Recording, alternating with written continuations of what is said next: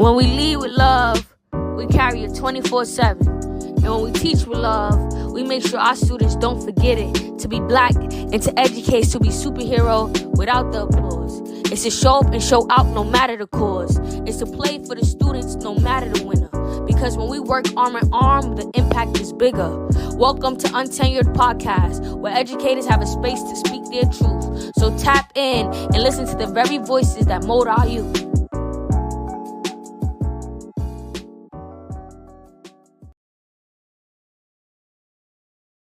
So blessings, YouTube community, and welcome back for episode 9 of our Untenured Podcast. And you know how we roll here. Speaking your truth can never go left because it's your right.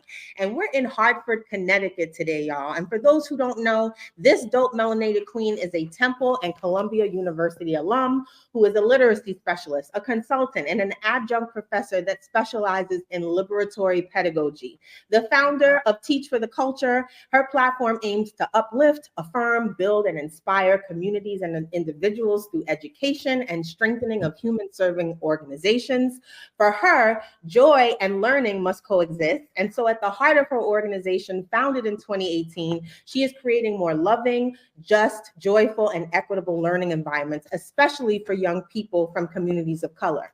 She's a hip-hop head, a coffee connoisseur, a sneaker enthusiast with a trademark Educator Sneaker Joy Day, and has a framework with a curriculum and resources loading called Soulfully Inspired, where footwear meets STEM. She's known to take a dance break, tell it like it is, and add her sauce to any and all things she touches. She is always ready to build, has a gang of one-line mic drops and quotables on education that we love, and emphatically says F them to anyone who makes you feel small or as though you have to shrink.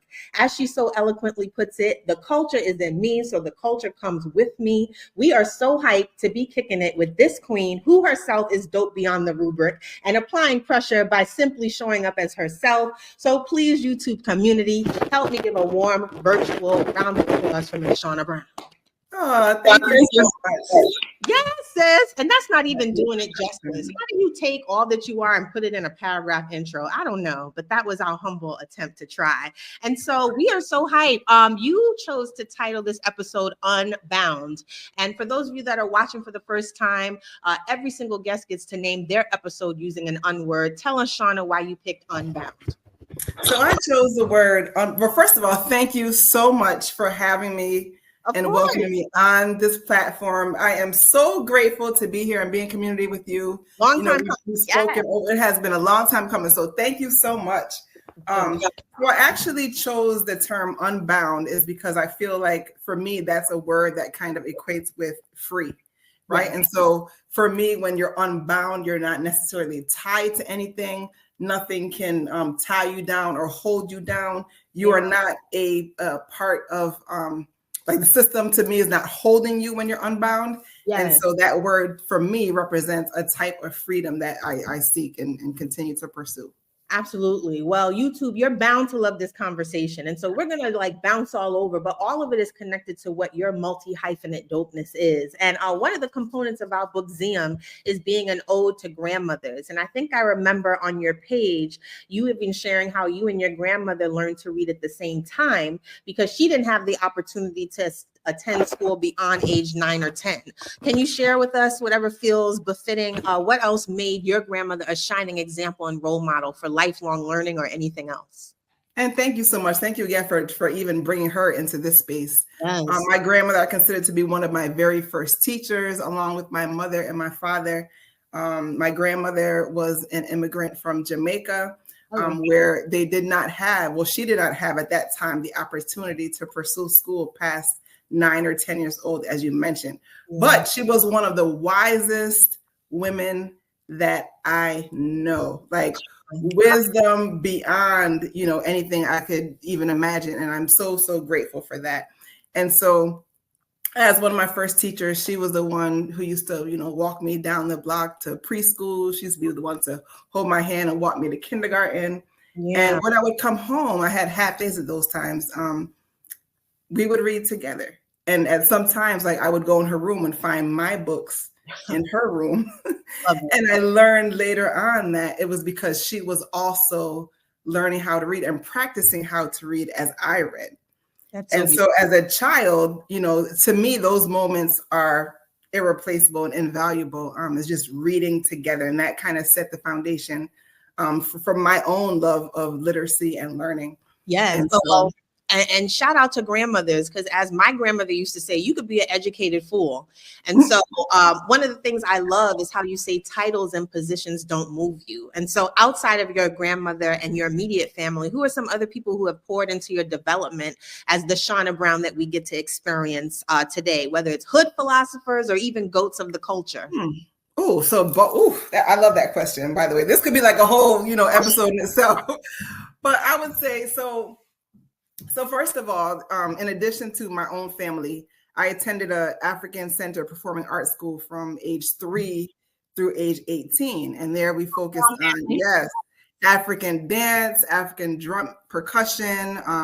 There was drama, music. It was all African centered. And so I learned deeply from beginning at age 3 all the way up through the end of high school, just about my culture, the ties to Africa, what we see, like the Africanism that we see now, how that's connected to the motherland and to our roots. And so I had two very fabulous teachers there. One's name was Mama Cheryl. She's now an ancestor as of 2 years ago, but she was one of the instructors who truly poured into me. The other's name was Mr. Lee Ako Thompson. Okay.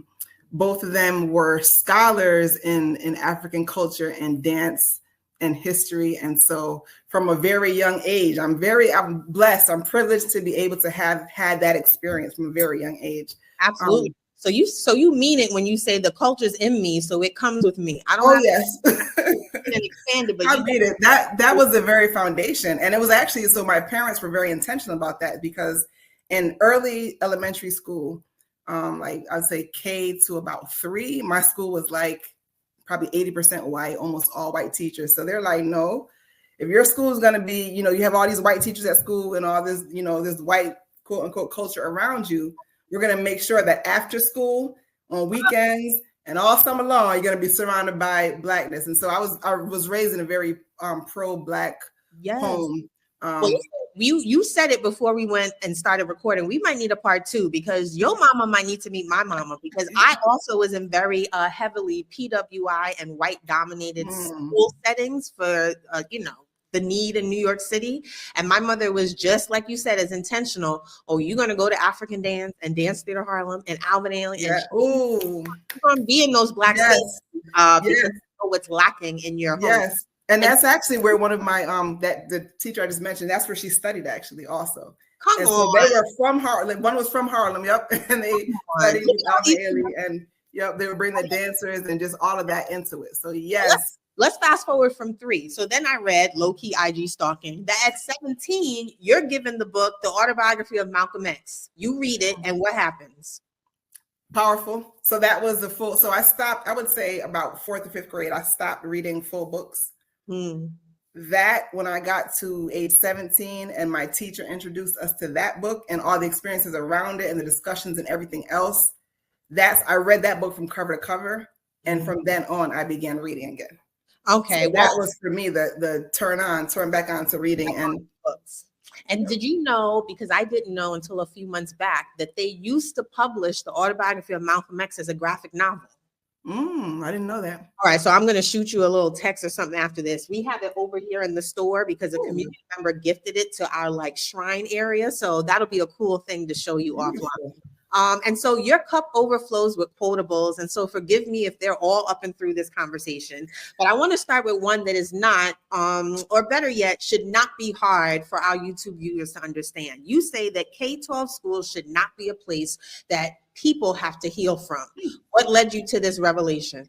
That might be a whole separate episode. And that's another one. So I mean, there have been too many times, both through my own personal experience and my professional experience, where I've seen both children and educators have to heal and be forced to heal from harm that was caused in a schooling setting. And so very, straightforward and simply through that, school should not be a place we have to heal from. Why is that? Those should be places where we go and feel filled, not harmed. in a place that you're supposed to be educated in. And so that is something I truly feel strongful about. I know people that, you know, are up in their grown age in their 30s, 40s, 50s, and 60s who are still have some scars and healing to do from the experiences that they had in school settings. And having to learn, you know what I mean? Yes. Again, a whole separate TED Talk. And so I want to honor that we are on a tight power hour. But again, y'all, if y'all don't know Shauna Brown, get from under a rock. Follow her on IG, Facebook, social media, at Teach for the Culture, at soulfully.inspired. And again, some of the quotes that she says, I mean, we love message teas here. Here's one of ours. I had so many here that I wanted to ask you the backstory on. I don't know how I'm going to pick one or two. So for instance, sometimes being culturally responsive is knowing when to mind your business. Oh, you went all the way fast. What's the backstory? Oh my gosh, so fast. So that quote, I think I put that up maybe over the summer or so, or the end of last year. But so behind that was a lot of times I find that people who are not of, not of Black culture or not Black people, come into the space and kind of insert themselves into the space in a way that is not really respectful at sometimes. Sometimes they try to, understand things that are really not meant for them. For me, what I post on the page, like if it hits you, it's for you. If you get it, you get it. If you know, you know. Okay, so then you know what? I'm so glad you put that disclaimer out there because we're not going to give the backstory because if you get it, you get it. And if you don't, it's not for you. But yes. Okay, perfect. I'm gonna leave it there. Then. I'm just gonna rapid fire say some. And if you want to lean in and be like, wait, I do want to say one thing about that. Otherwise, I need the YouTube community to understand like the fire that S. Brown spits. Here we go. Audacity will get you into places that doubt and hesitation won't. Always. I mean, for me, I'll do a rapid fire on this one. Yeah. We have to have the audacity, and to me, we have to model that audacity as well. Without the audacity, we're just thinking that we can't do it. We won't do it. You have the audacity to do it. You will. I'm looking behind you at this beautiful background of your Bookseum. That's audacity. That's audacity. All right, sis. Well, audacity. Listen, and then that's a perfect segue. A lack of imagination has never led to liberation. That makes me think of Brother Chris Emden. He did a keynote at Deeper Learning in Kingston this summer. And he was like, if you can't dream, you keep replicating. So the only way to really liberate or free is to activate that imagination. All right, let's get back to S. That's it. So I think back to my, so Harriet Tubman and I share the same birthday on record, right? And I think back to Harriet and our hundreds of ancestors that had to dream of a better way. If they could not imagine seeing themselves out of bondage, unbound, if they couldn't imagine that, they would not have been able to get there. So to me, that imagination, being able to see what's not yet and what's not yet there is essential to liberation. Okay, one more tangent. Since you brought up Sister Harriet Tubman, my energy for 2025, I'm not arguing or talking to nobody that she would have shot. You saw that on the I'm like, nope, not even going there. All right. So let me give you guys three more, because I can't choose. All right. Stop pacifying Black and brown students and communities and calling it equity. It's manipulation. I'm glad you brought that. You know what? I appreciate you so much. Because to be honest, a lot of times I don't plan out my post. Whatever I think, I put it to graphic and then I put it on. And so this, but all of these things are like things that I have experienced, right? And so when I worked as an assistant principal, I saw this a lot. I worked in high school. 90% of the students were students of color, 50% about Black students.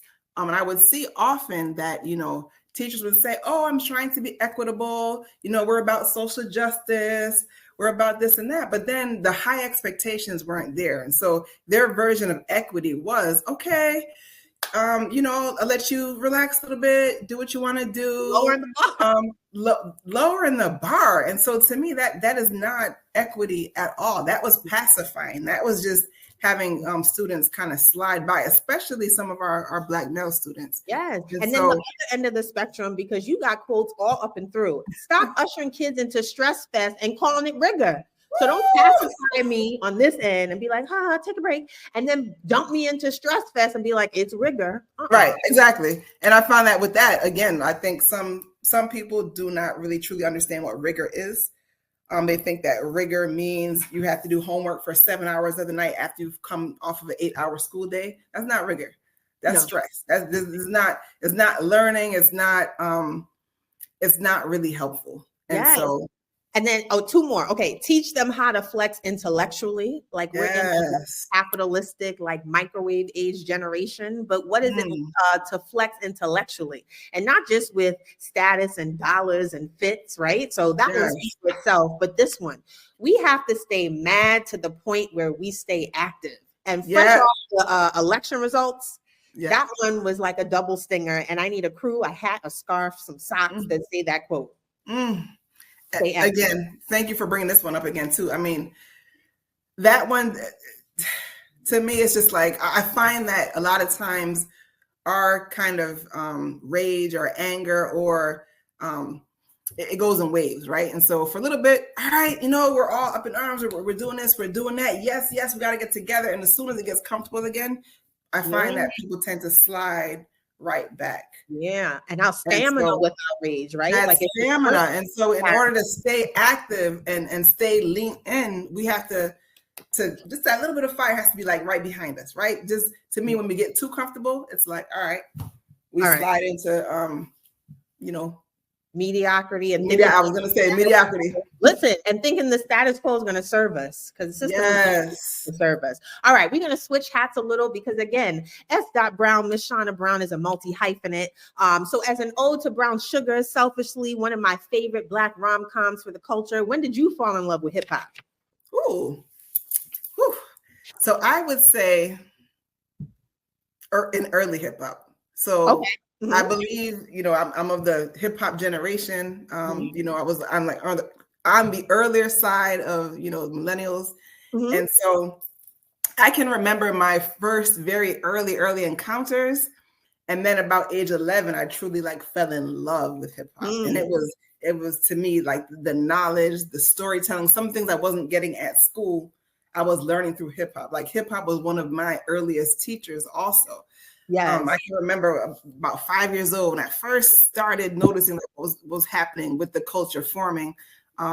We had two teenagers over my house. They were helping my father do something outside. And after they were finished helping him move, they opened up the cardboard box and started to break. And I was like, oh, what's that? Listen, are you making me think of one of your other posts? You went to dance school. I was in dance crews. Yes. All right. You can tell. That was that's another thing. Again, a part of me. Like I grew up on it and seeing it and in it. You talked earlier about kind of like the hood philosophers. Like that was what was around. Yes. And so I'm always forever grateful to hip hop, and that's something that's inside. When did rocking kicks become a staple for you as an educator? Because I know kicks and Fresh Fest and Educators Joy Day, which we're going to get to. When did that become part of your professional swag? So it became part. It was part of, again, just like hip hop. That was part of me from about age 11. But I have memories before that. I played basketball as a young girl, and so for me, the kicks were always part of that. And then I just grew up loving it. Went into education. It never left me. And so, but early in my career, I think I mentioned yesterday, but early in my career, I would wear them to school and Tim's sometimes. But my kids were Barclays, or were you rocking? What was you rocking? The Butters. Okay. So they actually, so I was one of the youngest teachers in school at that time. It was earlier in the 2000s where professionalism was a little bit different. And so I was one of the newer ones coming in, coming in with my stuff and my hip hop and everything else. And I remember one time they had a whole staff meeting about me. I was the youngest teacher in the school to say what we should and should not be wearing. And I was like, okay. So when I developed, Educator Sneaker Joy Day, and now it's become a little bit more acceptable, a lot of people don't have that memory of where you had to wear like other things to work. I was like bucking it back then. Yes. Well, shout out to blazing trails and not even disrupting deficit narratives, even through your fit. And so another thing I saw is that you said 9 times out of 10, your shoes reflect your attitude. So we want to do something a little different with this episode. Since we know kicks are one of your love languages, we want to give you a chance to tell us which kick would you rock in each of these scenarios. Oh, are you ready? I'm ready. Quick run to the store. Like, oh, I got to run to the store. What kick am I throwing on? Whew, I would say probably something along the lines of like Air Max or like. Okay, yep. Because I got a dash. All right, you feeling spicy? You woke up and you ready to just slay truth left and right. What am I putting on my foot? Jordans, probably Jordan 1s. Hello, I'm headed to lead a PD where I'm talking about joy and learning must coexist. I'm rocking. Oh, whatever I feel for the day, but probably again something along the lines of Jordans. Some Jordans. Okay, brunch with educators. Shout out to a plug. Yeah, sorry, go ahead. Okay, brunch with educators. Shout out to that event that you're planning and that's coming to a city near you, hopefully soon. What are you rocking at brunch with educators? Ooh, again, same. Like I would say, because I grew up on Jordan also. Like I'm more of a Jordan girly, but I also like other kids. So. Okay, so then I'll try 2 more. You're about to go adjunct. It's still Jordans. And I have, yep. So, or my, yeah, I would say. I saw you with the New Balance. I think it all depends on like the day. It could be like, maybe some like more vintage dogs, maybe some Jordans, maybe, something. All right, well, listen, I'm going to show you before we go, but we have a painting in the store of some retro Jordans as an ode to like the culture here. And so Educator Sneaker Joy Day 2025, do we have a date yet? We don't have a date yet, but it's most likely mid-April. Okay, perfect. So you heard it here, y'all. If you love to rock sneakers, whether your profession condones it or not, stay true to you, be authentic, and check out Educator Sneaker Joy Day coming this spring 2025, a la Teach for the Culture. Yep. Okay. So along with types of sneaker, I would say like the colors also kind of reflect my attitude. So maybe like more low key, more earth tone, or more bright. So that's the other side that kind of reflects whatever I'm feeling or my attitude. Well, you're gonna have to show me the sneaker closet because I know it's fire. I almost did this up there, but I was like, no, they have to know you to get the inside one. Yeah. All right. So I always ask our guests what they're currently reading. You told me Case Studies on Diversity and Social Justice by Gorski and Patini. But what's currently on your to be read list? Like you got books in the stack and you are hoping to dive into it, or at least it's on your radar to look at in the near future. I know I have. So, and I actually have one right here. I'm just going to show you real quick. Yes. Grab that book. Grab that book. So, grab that book. Oh, learn this one by my good brother. Wow. From Mensa. It's called Learning to Relearn. This is hot off the press. Hasn't even been fully released. I think it's being released this week. I pre-ordered. Yes. So this is what I am planning to read next. I'm actually in here. I've endorsed it. There's other stuff by me in here and a lot of other really dope educators. So this is what I'm looking forward to reading. Well, perfect. And I'm so glad you did that plug for that brother because he is a dope melanated educator soul. Yes. Black teachers, Black male teachers. And the guest right before you, Bobby, he was episode 8.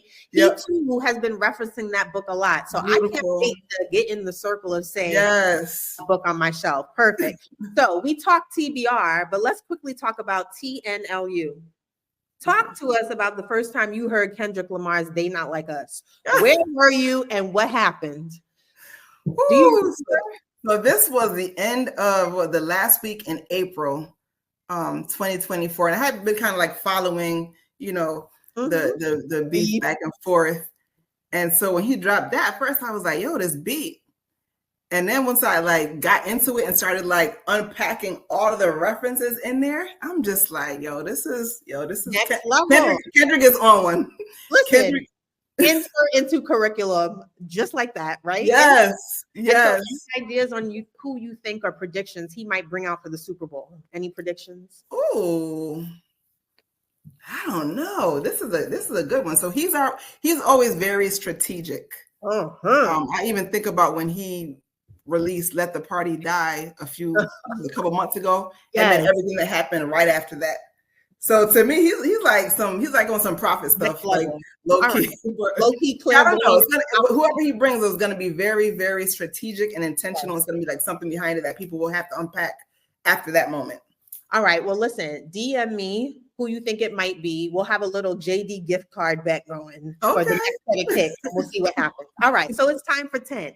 I want you to name an artist whose swag matches your educational vibe, even if it's like the mixing of two. Like you take Shauna Brown and you put her on the mic. She is a... Ooh. So an artist, that you said that, say it again, the artist that matches your educational vibe. So if you had to take you as an educator and say, I'm this rapper or these rappers behind the mic, my flow, my vibe would be. Ooh, okay. So I'm gonna do an old school and a new school, right? Yeah, I'm here for it. KRS, he is one of my first teachers. And since he's called the teacher, like he was one who really influenced me as a youth. So I'm gonna say him because he influenced me. And I'm gonna say, since we were talking about Kendrick, because Kendrick is one of those kids who, or was one of those kids who's like, yo, don't mess with me, don't come for me unless I call for you, and that's me. Okay, perfect. So we got KRS and we got Kendrick. Shout out to the K names coming together to bring the synergy that is Shauna Brown educationally. And then I asked this song because another thing that supplements this experience, we have an untenured podcast guest hype song list. Every artist I ask, what's your hype song? It's a day you dragging, you're not really feeling it. You throw on this song and you're ready to slay. Do you have a hype song? Ooh, let me see. So it might be, that's a good question. Again, because it really depends on my mood. Like sometimes I'll put on I'll put on gospel sometimes. I'll put on dancehall reggae. It can be hip hop. It really depends. Yeah, knock if you buck. That's another one.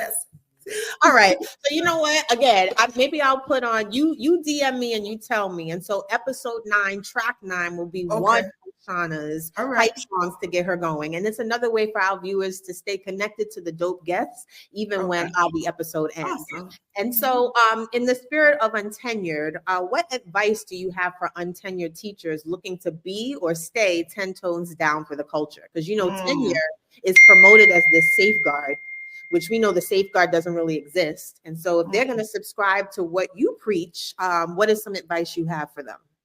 So I would say, first of all, number one is just be yourself, right?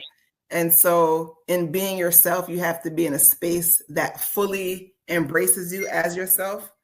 It's not trying to be someone else in that space. I feel like if you're trying to be someone else in that space, you're never going to be your best self.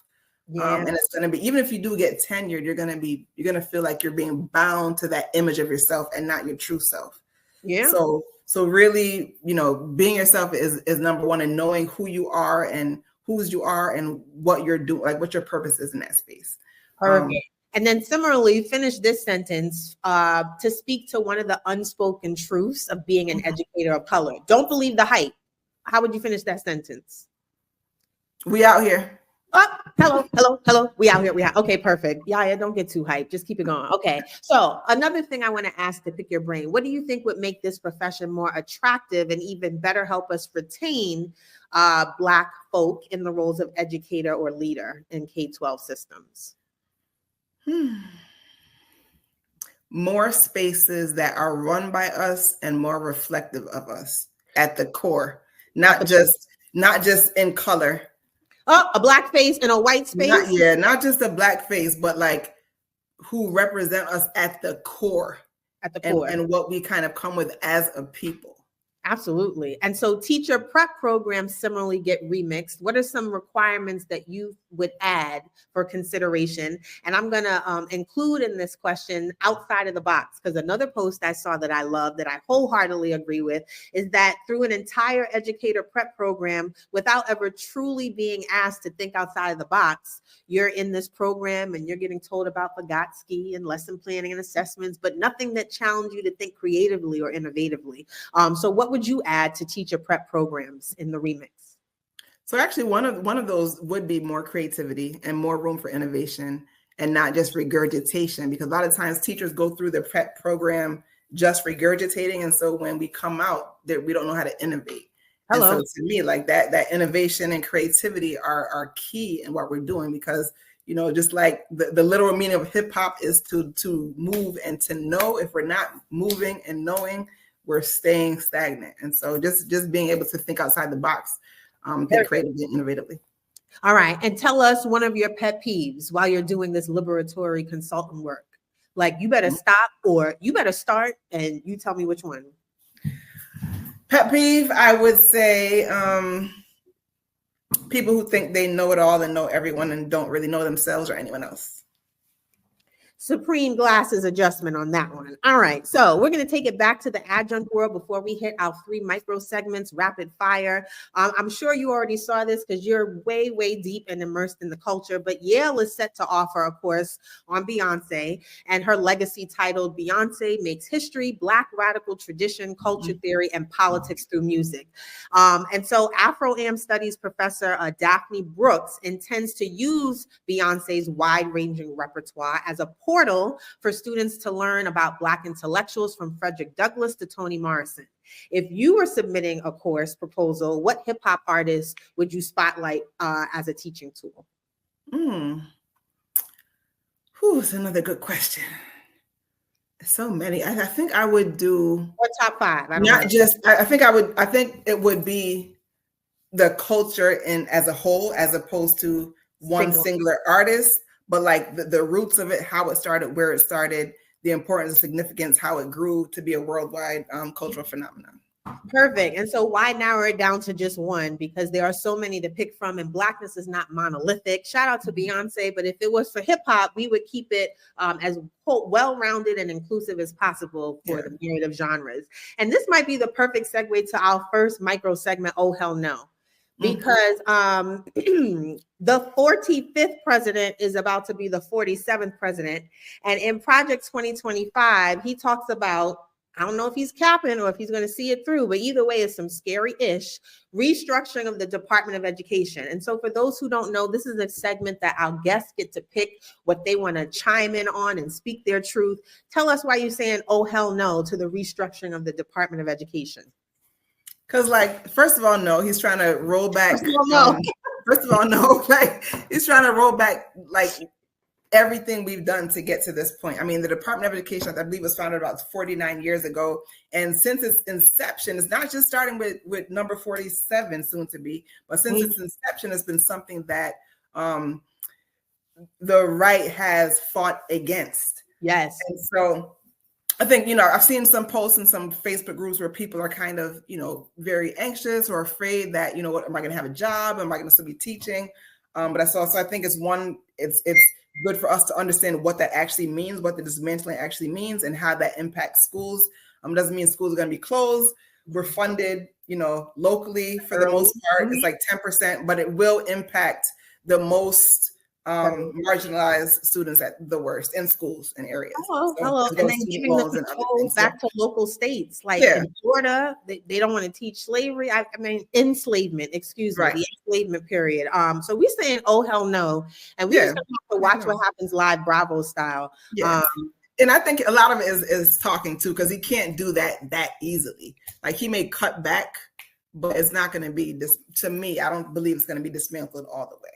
Well, we're going to see what their president does, because that's not anyway, what their president does. All right. So next micro segment, a la Chris Brown chucking up the deuces. I'm going to give you 3 realities, rapid fire, that are harmful to school culture, and especially our marginalized young people in schools or staff in these spaces. I'm going to say this again. All of them are harmful. Your job is to pick the one that you think is doing the most damage and then chuck up the deuces and say it has to go. If Shauna had a magic wand and could just get rid of one, which would she get rid of? Okay. And if I do this right, they get a little spicier. You ready? Okay. All right. So all the Black staff are only security, custodian, and cafeteria employees. Oh, already shaking your head. All the Black staff are skin folk, but not kinfolk. Or all the Black teachers teach remedial and non-advanced courses only. Which one got to go? Oh, man. The skin folk might have to go. Okay, so, and I'm not asking you why. You can DM this sister and follow up with her and find out her why. Here we go. Next one. Being the only Black person at the decision-making table. being the only educator to hold space for joy in the building, or being the only disruptor in the classroom? Oh, could you repeat those again, please? Sure. So being the only Black person at the decision-making table, being the only educator to hold space for joy in the whole school, or being the only educator that does disrupting in the classroom. Whew. I guess I'm going to go with decision making. Okay, cool. There's no right or wrong, sis. Yeah, that's something too. I'm like, No. All right, here's the next one. Teaching to your comfort level, teaching with a deficit-based mindset about students, or teachers who work in low-income communities only until the loan forgiveness requirement is met. Deficit got to go because that's going to impact the student outcomes. Everything else, boom. Next one. Teachers who promote Black history but crush Black futures. Teachers of Black and brown students but are not willing to learn from Black and brown students. Or teachers who celebrate compliance but won't cultivate genius. We're teaching for the future, so if you're crushing futures, you got to go. All right, here we go. Next one. Whitewash curriculum, white savior mentality, or white fragility. Curriculum, mentality, or fragility? Yes. If the mentality goes, I think that'll take her the other two. Boom. All right, next one. Being treated as a checkbox. We got a Black hire, check. Being kept in a box. You're given those confines. You can't rock your sneakers. Don't put on your door knockers. Or being boxed out of opportunity for professional growth. Ooh. Once a teacher, always a teacher. You can't be a leader. Boom.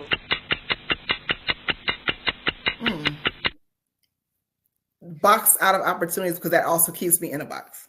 Hello. All right. And then the last one. Oh, no, I lied. Two more. Educational leaders who have never taught. They never were in a classroom. You know, that's a real thing.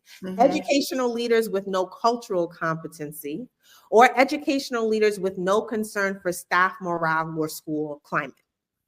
The third one, again, because that's going to impact students. Everything else. All right. And these last two are S. Brown inspired, and they come as direct quotes from the beautiful Miss Shauna. Schools with dope initiatives, but toxic school culture. Schools fixated on documents, pacing charts, and scripts, and not humanity. Or schools that promote having school pride while robbing students of learning about their history. The no humanity has to go. No humanity has to go. And last one, being licensed to do the work, but not having the spirit to move the work. These are all Shauna quotes. Okay. Helping students to be exploited by somebody's business instead of teaching them to stand on business, or creating environments where students have to smuggle their culture into a classroom for their culture to be represented. Yeah. All of them, but we're not smuggling. All of them, but there'll be no smuggling. All right, so chuck up the juices, Shauna. You did a rapid fire segment of deuces with us. This last one is a they say, you say. So we know what it is to be in spaces and not be able to talk organically. We have to put it through a filter because we're already seen in a light. But for this segment, I'm going to say something. You give your rapid fire clack back. If an expletive comes out, this YouTube channel is for grown folks. Don't worry about it. Say the first thing that comes to your mind. You ready? Yep. All right. So they say angry Black woman. You say. Oh, see, automatically my filter came on. I say my filter just came on. I'm not, I'm gonna keep it 100. They say angry Black woman. You say kiss my butt. Hello. And it might be a $sign, but all right, kiss my butt. All right. So they say your work is actually the opposite of inclusive because you prioritize it for communities of color. Like you talking all this inclusivity, but then you saying it's only for people of color. You say, get out my business. You don't know what you're talking about. Go get hydrated and mind your business. All right. Here's the next one. So they say sneakers and hoops are unprofessional for educators to wear. You say, who gets to define what's professional?